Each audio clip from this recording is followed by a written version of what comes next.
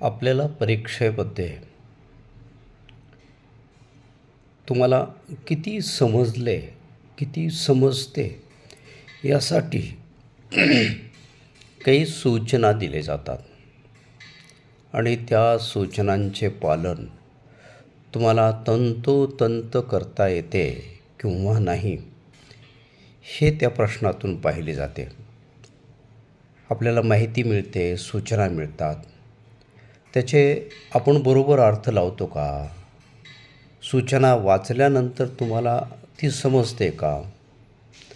त्याच्यातून योग्य निष्कर्ष आपण काढतो का? म्हणूनच दिलेली माहिती, सूचना प्रथम आपण काळजीपूर्वक थोडासा वेळ देऊन वाचली पाहिजे. फक्त वाचून चालेल का? तर ती समजवून घेतली पाहिजे. प्रत्येक घटकाचं आपल्याला आकलन झालं पाहिजे. त्यामध्ये काही सूचना असतात, म्हणजे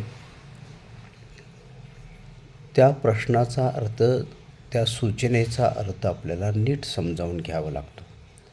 कधीकधी काही संख्यांच्या मालिका दिल्या जातात, काही इंग्रजी अक्षरमाला ह्याच्यामध्ये समाविष्ट केले जातात आणि त्या दृष्टीने आपल्याला हे कामकाज परीक्षेमध्ये करावं लागतं. उदाहरणार्थ असे काही सूचना असतात की त्यामध्ये महानगर हा शब्द आहे समजा, तर त्या शब्दामध्ये अक्षरापासून पुढीलपैकी कोणता शब्द तयार होतो. मग तुम्हाला 4 पर्याय दिले जातात. त्यामध्ये नगर, महाग, सागर, मगर. म्हणजे ही सूचना लक्षात घेतली पाहिजे की आपल्याला याच्यातून कोणता अर्थ काढायचा आहे तो. असंही विचारलं जातं की श्रीराम भक्त हनुमान रामाच्या चरणाजवळ बसला. यामध्ये किती जोडाक्षरं आलेली आहेत? तर त्यामध्ये तुम्हाला पर्याय दिले जातात 1, 2, 3, 4.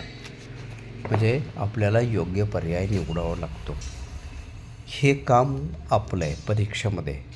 आपण ह्याचा पुन्हा पुन्हा सराव केला की आपल्याला सूचना समजतात.